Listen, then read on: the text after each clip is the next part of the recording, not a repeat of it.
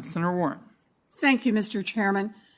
Nearly 5 million people have died from COVID-19 worldwide, and although over 6 billion doses of the COVID-19 vaccine have now been administered globally, less than 1% of them have been administered in low-income countries.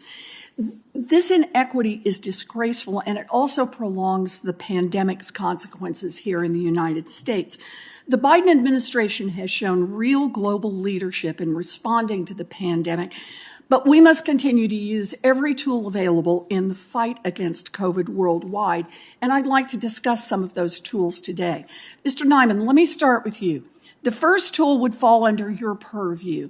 In August, the IMF approved an historic $650 billion in global financial assistance in the form of special drawing rights. These SDRs are a lifeline for developing countries as they continue to struggle with the fallout from the pandemic. Mr. Nyman, do you agree that SDRs are a critical tool for combating the COVID crisis, both globally and at home? Thank you for the question, Senator. The increased SDR allocation to lower-income countries represented a very meaningful increase in their reserves and therefore helped countries that otherwise might have been liquidity constrained in their vaccination efforts and their ongoing preparedness for public health investments that are much needed. Good. So I take it that's a strong yes. That's a strong yes. Good. I appreciate it, and I agree. The $650 billion that the Biden administration helped secure is a good first step. But the IMF has made clear that the total need is somewhere in the neighborhood of $2.5 trillion. The House has authorized additional SDRs to meet this urgent need. It's time for the Senate to do the same. Of course, to respond to the COVID-19 crisis, we also need enough vaccines, PPE, tests, treatments for everyone. And this brings us to tool number 2. I was glad to see the Biden administration put people's lives over pharma profits by supporting a waiver of international intellectual property rules to help ramp up global vaccine production in a crisis.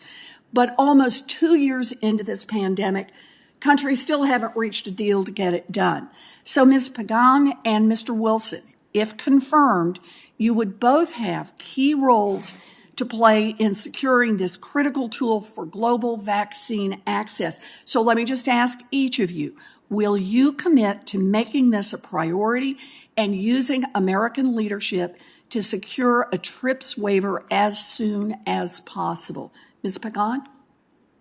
Senator Warren, thank you for the question. As you know, we have been working in the WTO since Ambassador Tai's announcement that we support a waiver of intellectual property protections for vaccines. I just want to hear a yes, that you're committed to this and you're going to make it a priority. We have been working and we will continue to work on securing a successful outcome. Good. Thank you. And Mr. Wilson, can I hear a yes from you?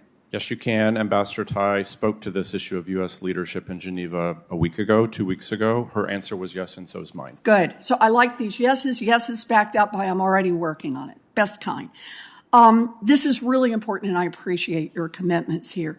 So while the U.S. works with partners to approve a TRIPS waiver, we still have other tools to accelerate the COVID vaccine manufacturing and distribution without depending on international agreement, and that brings me to the third tool in the box. Mr. Bagenstos, if confirmed, will you commit to conducting a thorough examination of all of the regulatory authorities at the department's disposal, including the DPA and any contractual rights in which HHS is entitled to dramatically expand global access to COVID vaccines, including through vaccine technology transfer?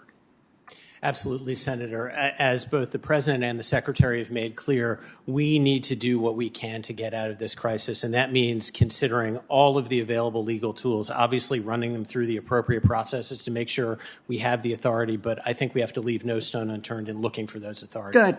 I very much like that approach. We've got to use all of the tools. We are in a crisis, and it puts everyone at risk around the world. It puts us at risk here at home. This is a global emergency, and we must use all of our tools to fight this virus. The pandemic will not end anywhere until it ends everywhere. And now is the time for using all our tools. So thank you all. I look forward to your speedy confirmation and getting you even more tools to work with. Thank you. Thank you, Mr. Chairman. Thank you. Senator